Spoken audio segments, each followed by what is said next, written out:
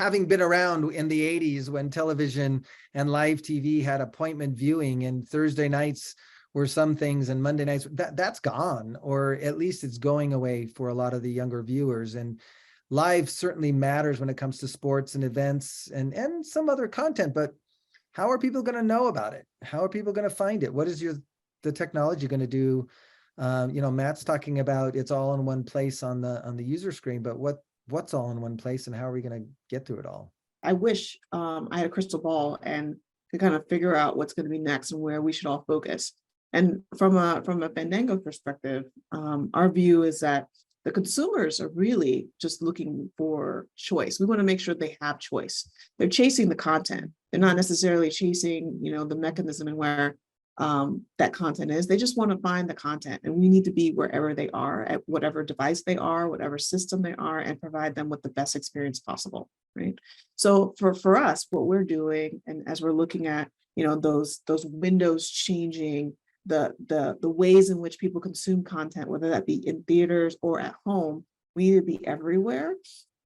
And also, these large movies that are coming out, those windows have essentially collapsed, right? I mean, it's a lot shorter. So we're hitting them from the theatrical standpoint, making sure that they have the best experience getting their ticket and still getting into theaters to watch that content.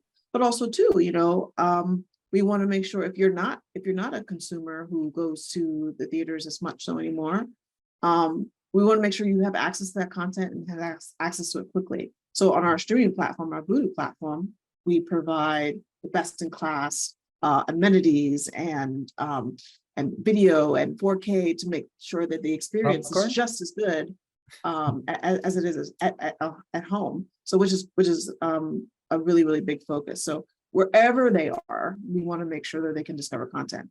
I heard someone mention, Roku and the channels there. We make sure our content even feeds in there because they're going to be on those Roku platforms, on LG or Samsung or what have you. And we want to make sure they have the choice. Do they want to watch? Do they want to rent it? Do they want to buy it? Is it available for free via advertising? Are they seeing the trailers? We want to make sure that they have that content everywhere because we can't predict where this industry is going to take us. I mean, in the pandemic, we've seen this whole shift, right? And I think so many companies and studios are trying to come up with, what's the thing that's going to get the most eyeballs? And everyone's trying different things. And you just have to be ready to pivot from an engineering perspective. Our focus is let's build for as many situations as we can in a cost-effective way so that the business can pivot how it needs to pivot based on the different consumer behavior changes. Kevin, what do you think about the live question? Yeah, well, Jonathan, I would echo a number of things that Rima said. So, so we're hearing from Matt and from Greg and from Gustavo about the content and how important content is. And what Zixi does is get the content there incredibly reliably. So whether it's a live event, a sporting event where you're doing kind of the traditional contribution of that back into a production environment, or if you're actually doing the distribution of the FAST channel out to different platforms, like the ones that we are represented here, or to third parties like Amagi or others who then, get that content on out to different platforms. Rima, you mentioned a lot about the customer experience, right? And the quality of experience and making sure, because we're all used to watching TV. We've all done it forever. Matt, you said 50, 70 years, whatever it is. I mean, we've all done it for a very long time. And it's always been done the same way where it's, transmitted out from a single location, often using satellite, right? And it's been done that way for decades because it's worked really well. It's really reliable. So replicating that sort of reliability in the FAST channel world or in the streaming world is part of, is where we come in.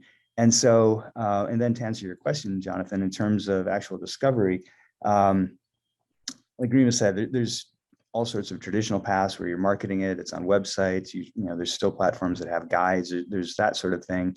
But then there's also, social media, which hasn't been mentioned yet too much, I don't think.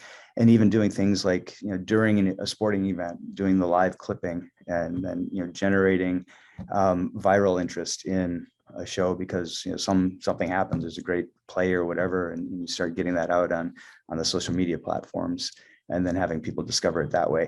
And there's even other things, a different type of content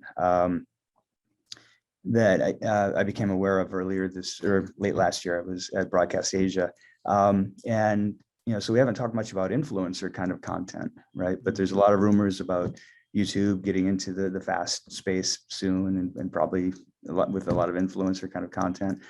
I was interested to find out in China, you know, they'll do live events where some influencer will go shopping. They'll get 1 million people watching that at one time. Huh. So there's that kind of content too. And again, doing that with the same level of reliability that we've all expected from television. It's got to work.